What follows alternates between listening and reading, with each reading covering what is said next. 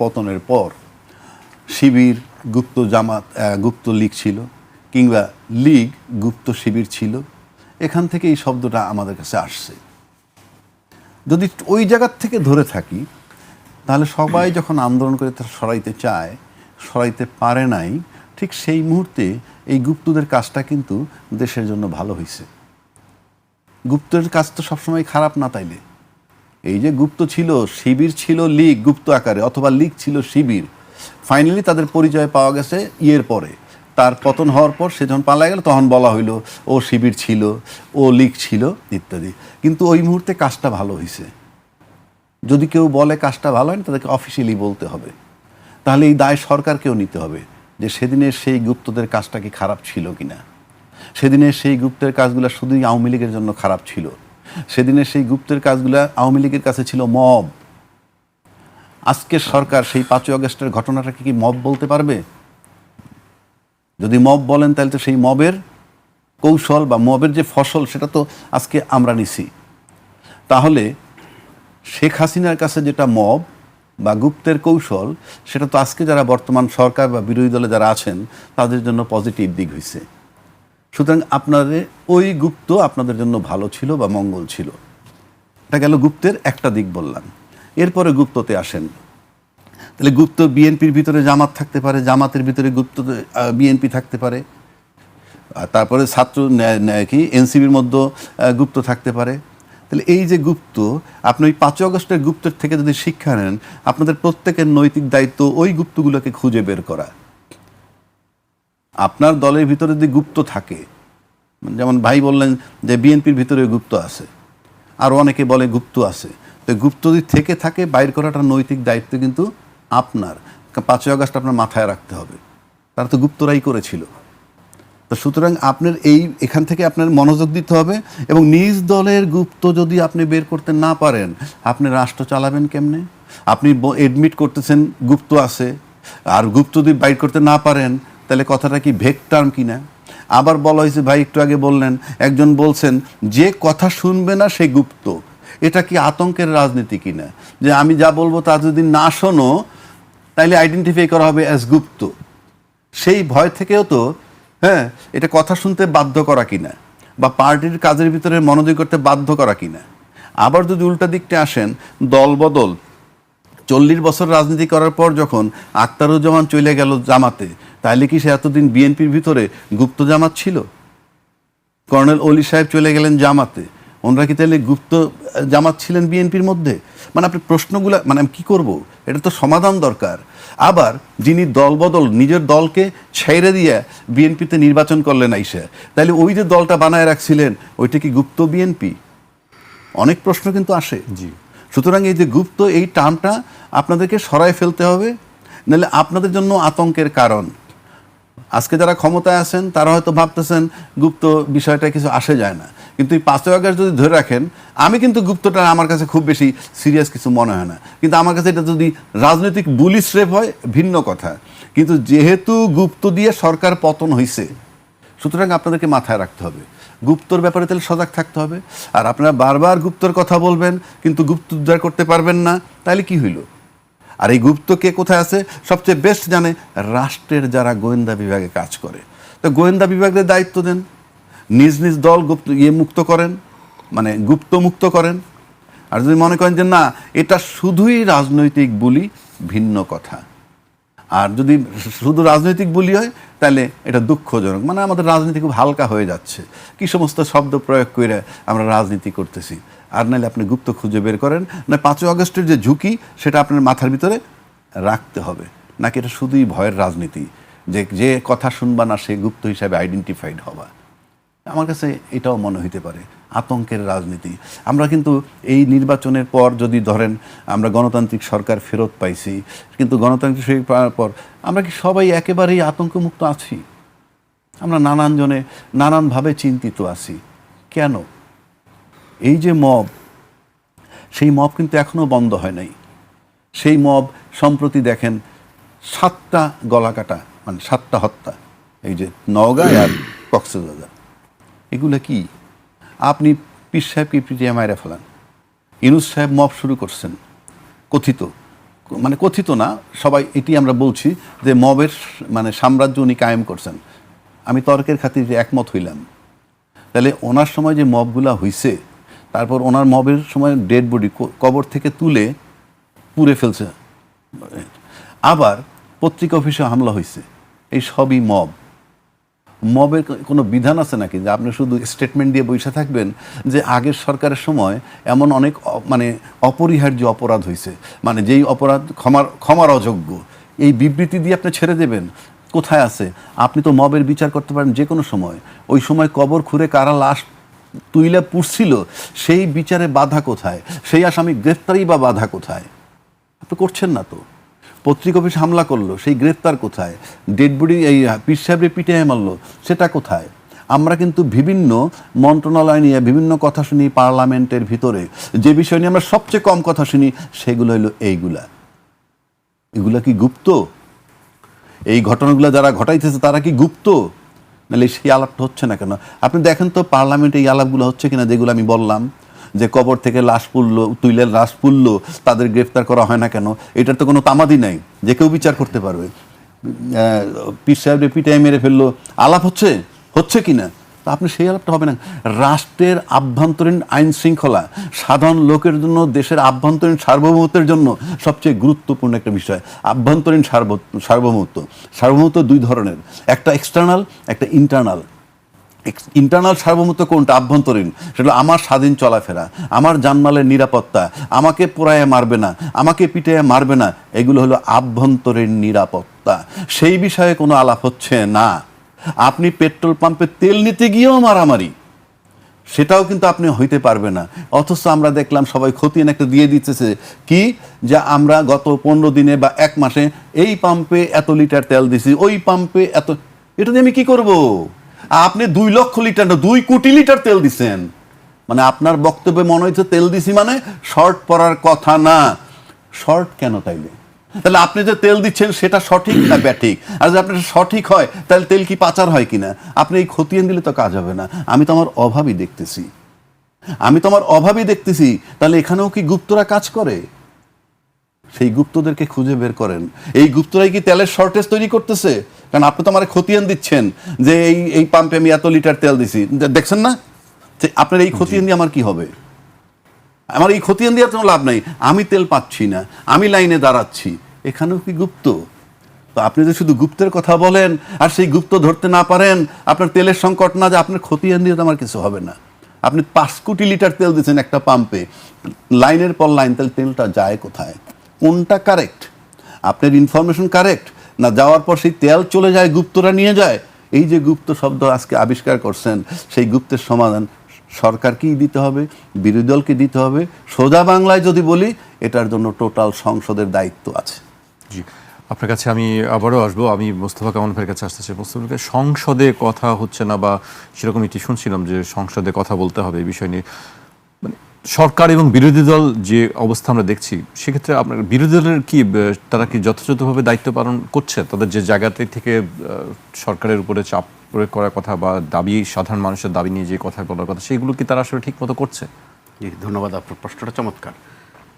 2 মাসের সরকার বলা হয়, যে সরকারটার 2 মাস গেছে মাত্র, বিরোধী দলটারও 2 মাস গেছে, আয়ু সমান।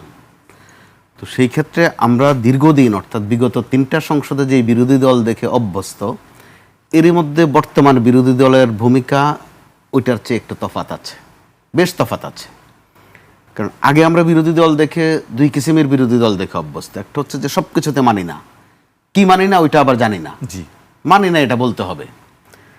আর আরেকটা ছিল যেটা গত 3 মেয়াদে ছিল, আওয়ামী লীগের 3 মেয়াদে, যে তাদের কাজে ছিল যে সরকার কিছু একটা বলা মাত্র সেটা সমর্থন করা, টেবিল কিলানো।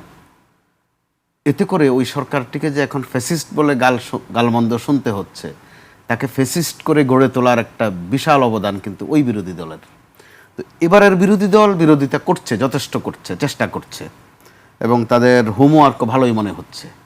তো সেটাকে যদি কেউ ডিস্টার্ব হিসাবে নিতে পারে, অথবা যদি এভাবে নেয় যে তারা তো মূলত একটু চাপ প্রয়োগ করছে, এই চাপটাও কিন্তু পজিটিভ। কোনো সরকার যেন ফ্যাসিস্ট না হয়, কোনো সরকার যেন স্বৈরাচারী হয়ে না ওঠে, সেই দিক থেকে বিরোধী দলের যে ভূমিকা, ইতিবাচক বলা যাবে। কিন্তু সংকটটা কাটছে না কেন? যে কথাগুলো রাজ্জাকি ভাই তুললেন বা আমরা সবাই প্রতিদিনই মূল সংবাদে বিষয়ে দেখছি যাচ্ছি না যে আমরা। সংকট, সরকার বলছে যে কৃত্রিমভাবে সংকটটা সৃষ্টি করা হচ্ছে। সেই কৃত্রিমভাবে আসলে কারা সংকট সৃষ্টি ওই করছে? কৃত্রিমতা তো এক ধরনের গুপ্ত কাজ। যখন আপনি শনাক্তই করে ফেলেছেন যে কৃত্রিমতা আছে এখানে, অর্থাৎ গোপন কারবার আছে, সরকার যেহেতু বলছে যে এটা কৃত্রিম সংকট, তাহলে আপনি এতটুকু বলেই খালাস হয়ে গেলেন না? আপনার দায়িত্ব আছে এখানে। তো আমরা যারা সাধারণ মানুষ দাবি করে নিজেদেরকে গোয়েন্দা না, আমরা কিন্তু আমরা তো সাদা চোখে সেলুনে পেট্রোল পাই, কসমেটিক্স দোকানে ডিজেল পাওয়া যায়, তার মানে ওখানে গোপন কারবার আছে, গুপ্ত কেউ আছে। এরা গোয়াল কারা? ঘরে পাওয়া যায় পেট্রোল। জি, গোয়াল ঘরে পাওয়া যায়, কোথায় যেন কবরস্থান খুঁড়েও পাওয়া গেছে। তার মানে গোপন কারবার আছে, এটাই গুপ্ত। তাহলে গুপ্তের বিষয়ে একটা ফয়সালা অবশ্যই আসা উচিত। রাজ্জাকি ভাই সঠিক বলেছেন। 5 আগস্টের গুপ্ত সেটা কি গর্বের গুপ্ত নাকি গালমন্দের গুপ্ত? তো গুপ্তরা বিজয় হয়েছে, এটা তো সত্য। এখন আপনি ফয়সালায় আসতে হবে যে যদি গুপ্ত আপনার পক্ষে থাকে, আপনি বেনিফিশিয়ারি হন, তখন গুপ্ত বলবেন না। আরেকটা শব্দ যেটা 5 আগস্টের পরপর খুব বেশি ব্যবহৃত হয়, মব। আগে কিন্তু এই শব্দটা ছিল না। এটাকে কেউ বলতো একটু বিপ্লব করলাম, কেউ বলতো একটু বিদ্রোহ করলাম, কেউ বললো একটু প্রতিবাদ করলাম। সেটা এখন আরও ছোট করে নিয়ে আসা হয়েছে মব। তো বাংলাদেশে মব যদি শুধু 5 আগস্টের আগে পরের ঘটনাগুলোকে মব বলেন, সেটা কিন্তু খণ্ডিত হয়ে যাবে, আংশিক হয়ে যাবে। এই ধরনের স্বভাবের বৈশিষ্ট্যের কাজ বাংলাদেশে দীর্ঘদিন থেকে চলে আসছে।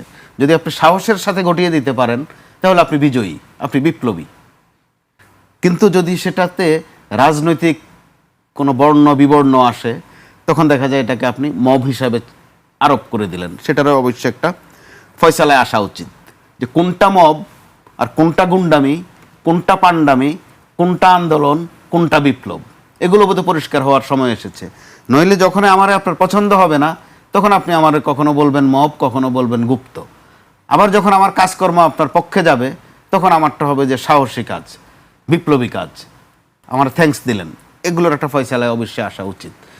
একদম যথার্থ রাজ্জাকি ভাই বলেছেন প্রসঙ্গ নিয়েই, যে তেল নিয়ে যে কাণ্ডকীর্তি ঘটছে, যে ওখানে কোনো গুপ্ত কারবার কারো আছে কিনা। যেহেতু সরকার কৃত্রিমতা শব্দটা ব্যবহার করছে, যে কৃত্রিম সংকট তৈরি করার চেষ্টা চলছে, তো সরকার যখন রোগ ধরে ফেলেছে, ওষুধ দেওয়ার দায়িত্ব কিন্তু সরকারের। যেহেতু আমরা সাদা চোখে দেখছি, কৃত্রিমতা কিছু দেখছি, তো লেখা আছে পেট্রোল নাই, সাইনবোর্ড ঝুলিয়ে দিলেন, কিন্তু গোপনে আবার পেট্রোল পাম্প থেকেও কারবার হচ্ছে। আবার পেট্রোল পাম্পগুলোর আশেপাশে গলিতে বাইকার পরিচয়ে দিনভর ওরা অপেক্ষমান থাকে। তাদের মাধ্যমেই কিন্তু তেল সেই সেলুনে যায়, কসমেটিক্স দোকানে যায়।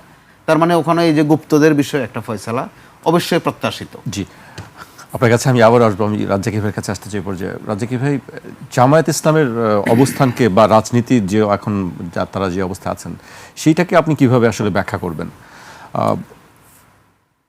না না, মানে আপনি কি পার্লামেন্টে না তার রাজনীতি কোনটা? সব জায়গায় পুরো তাদের রাজনৈতিক অবস্থানটাকে। যেমন ধরেন, যদি তাদের পার্লামেন্টের কথা আমরা নিয়ে আসি, আমার দেখা মতে জামাত বরাবরই একটা রেজিমেন্টেড দল বলতে পারেন।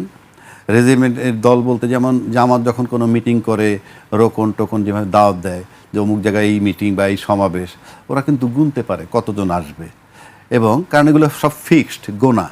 এবং সেখানে গিয়ে কিন্তু আপনি দেখবেন না যে অন্য গোত্রের লোক আছে, খুব একটা খুঁজে পাবেন না। কারণ আপনি ওই কে সিগারেট খায় সেটা অ্যালাউ করেন না, কে কোথায় ইয়ে করে অ্যালাউ করেন না, কে অ্যালকোহল খায় অ্যালাউ করেন না, কে বিড়ি খায়, বিভিন্ন বিষয় ওনাদের আছে। ফলে আপনি তো এটা একটা পুকুর বানাইতে পারেন যেখানে শুধু বোয়াল মাছের চাষ করছেন, কিন্তু আপনি যদি বড় দলের মতো দল বানাইতে চান, তাহলে এটা সমুদ্র বানাইতে হবে। এইটার ভিতরে সাপ, ব্যাং, কুচিয়া বা বড় মাছ, ছোট মাছ সব রাখতে হবে।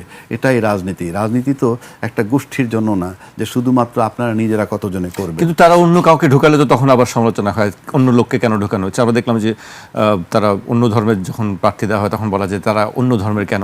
সেই জায়গাটা আমি আসতেছি। তার আপনি যদি ওইভাবে আসেন যে জামাতের রাজনীতিটা কেমন, এই যেটা বললাম যে আপনার সবাইকে অ্যাকোমোডেট করতে হবে, যেটা তারা পারতেছে না। এবং আমি যদি দীর্ঘ 55 বছরের কথা না বলি, 90 সালের গণ অভ্যুত্থানের পর থেকে যদি চলে আসি এখানে, যে তাইলে আমি দেখব যে এ পর্যন্ত সোশ্যাল মিডিয়ায়, তখন সোশ্যাল মিডিয়া না থাকলেও তখনকার প্রিন্টিং মিডিয়া অথবা ইলেকট্রনিক মিডিয়া বলতে রেডিও বা কি বলে যেটা ছিল, বিটিভি বলেন আর যাই বলেন, তারপরে লোকমুখে বিভিন্ন জনের কাছ থেকে আমরা যা শুনছি, পত্রিকান্তরে যা প্রকাশ পাইছে, এই সব কিছু যদি মিলাই তাহলে আমরা এখন পর্যন্ত মিডিয়ার তরফ থেকে ট্রিটমেন্ট যদি ধরি, এমন কিছু পাই নাই যেখানে আপনার জামাতের রাজনীতিকে সমর্থন করা যায়। সমর্থন করার মতো আমরা কিছু পাই নাই। সবচেয়ে বেশি হাইলাইটেড হয়েছে নারী বিদ্বেষী বিষয়টাও আসছে।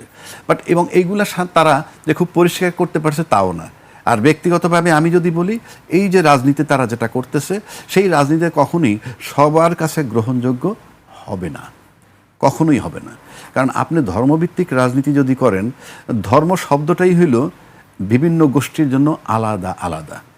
আপনি হিন্দু ধর্ম, বৌদ্ধ ধর্ম, খ্রিস্টান ধর্ম, কিন্তু আজকে যদি জামাত ইসলাম ক্ষমতায় যায় তাহলে কি হবে? সে কি শুধু ইসলাম ধর্ম দিয়ে মুসলমান শাসন করবে? হিন্দু যারা আছে তাদেরকে আপনি কি করবেন? তাহলে রাষ্ট্রের জন্যে আপনার একটা সবার কাছে গ্রহণযোগ্য বিধান লাগবে, যেই বিধানে কোনো ধর্মের কোশ্চেনটা আসবে না। কিন্তু তাদেরকে আপনি যখনই চিন্তা করবেন তখনই আপনি ধর্মের চিন্তা করবেন। আর এই ধর্মটা এক একজনের কাছে এক এক রকম। এক ইসলাম ধর্মই কিন্তু এক একজনের কাছে এক এক রকম। কেউ ইসলাম ধর্ম করে আল্লাহর সাথে দিদার লাভ করে, কেউ ইসলাম ধর্ম কইরা পরে তো অনেক খারাপ অপকর্মে অভিযুক্ত হয়, এই সব আছে। অর্থাৎ রাষ্ট্রের বিধান মতো চলবে রাষ্ট্র, আর ধর্মের বিধান দিয়ে চলবে ধর্ম। সে কারণে আপনি বলতে পারেন ধর্মটা কিন্তু ইন্ডিভিজুয়াল, যার জন্য বলা হয় ধর্ম যার যার, আর রাষ্ট্রটা কিন্তু সবার। ধর্মটা যদি যান তাহলে আপনি পুকুর, মানে আপনার সাম্রাজ্য আপনার এইখানে, আপনার পুকুরের ভিতরে শুধু আপনি আছেন। আর রাষ্ট্র হইল মহাসমুদ্র, এটার ভিতরে আপনার সব কিছু থাকবে। সুতরাং জামাত ইসলামের যে রাজনীতিটা আমি দেখে আসতেছি আজকে পর্যন্ত, আমার কাছে মনে হয় এটার সীমাবদ্ধ রাজনীতি, একটা গোষ্ঠীকেন্দ্রিক বা একটা ধর্মকেন্দ্রিক। এবং এই রাজনীতি যদি অ্যাকসেপ্টেবল করাইতে হয় মানুষের কাছে, তাহলে তাদেরকে চিন্তা করতে হবে কোন পদ্ধতিতে এটা সবার জন্য গ্রহণযোগ্য। এই যে আওয়ামী লীগ বলেন, বিএনপি বলেন, অন্যান্য দল বলেন, তারা ভালো হোক মন্দ হোক, আমরা যাই বলি না কেন, তারা কিন্তু সবাইকে অ্যাকোমোডেট করতে পারে। আপনি সবাইকে যে অ্যাকোমোডেট করবেন আপনি মুখে বললে হবে না, ইন অ্যাকশন আপনি অ্যাকোমোডেট করায় দেখান। তো এইটা হইলো এই জন্য। আর সেকেন্ড আসেন পার্লামেন্ট। জামাত ইসলাম আমি যদি আউটার মানে বাহ্যিকভাবে দেখে বলি, আচ্ছা আমার কাছে মনে হয় ঘুষ খাইতে দেখি নাই, কিংবা চাঁদাবাজি করতে দেখি নাই, যদিও তাদের বিরুদ্ধে অভিযোগ আছে। এটা কি বলে, কি নেয়, হাদিয়া নেয়, জাকাত নেয়, আরও কি নেয়। কিন্তু আপনি যদি ওইভাবে চিন্তা করেন যে আমরা এইগুলা বাহ্যিকভাবে দেখি নাই, কিন্তু আজকে যখন পার্লামেন্টে তারা গেল, পার্লামেন্টে কিন্তু হ্যাঁ সংখ্যাগরিষ্ঠ দল বিএনপি, জামাত আমি বলতেছি যে রেজিমেন্টেড ক্লিন মনে হয় আউটারলি, কিন্তু আপনি যখন পার্লামেন্টে আমি পারফরমেন্স দেখতেছি, ওদের কাছে অনেক মেধাবী লোকও আছে আমি শুনি, কিন্তু আমি পারফরমেন্সটা খুব ভালো দেখতে পাচ্ছি না। যেমন ধরেন আমি দেখতেছি একজন চৌকস লোক বিএনপির স্বরাষ্ট্রমন্ত্রী সালাউদ্দিন সাহেব, সে যেভাবে রোলটা প্লে করতেছে খুব বোল্ডলি, আপনি দেখেন জামাতের কাছ থেকে আমরা এরকম কোনো বোল্ড শব্দ পাচ্ছি না। আপনি যদি বলেন সালাউদ্দিন সাহেবের সংবিধানের ব্যাখ্যা দেয়, আপনারা পইরা আসেন, পইরা আসলে পারলে এভাবে বোল্ডলি কাউন্টার দেন। মানে আমরা যেটা আশা করছিলাম যে খুব বোল্ডলি তারা বলবে, সেই বোল্ডনেসটা আমি দেখতেছি না। কেউ কেউ বলছেন যে সরকারি দলের যে সালাউদ্দিন সাহেবরই মোকাবেলার করার ক্ষমতা বিরোধী দলের নাই। আমরা ইনফ্যাক্ট তাই দেখতেছি, মনে হয় যে সব কিছু ম্লান হয়ে গেছে। এটা আমি ছোট করছি না, সালাউদ্দিন সাহেবকে অনেক বড় করছি না, ওদেরকেও ছোট করছি না, কিন্তু পার্লামেন্টে তার প্রাণবন্ত হবে, সেই প্রাণবন্ত জিনিসটা আমি দেখতেছি না। এখানেও মনে হয় তাদের কিছু ঘাটতি আছে। আমার কাছে মনে হয় এই দিকটাও তাদের ডেভেলপ করা দরকার। তার সাথে সাথে চিন্তা করা দরকার যে তার দলের গ্রহণযোগ্যতা কিভাবে বাড়াবে, কারণ religion is for individual, state is for all. সুতরাং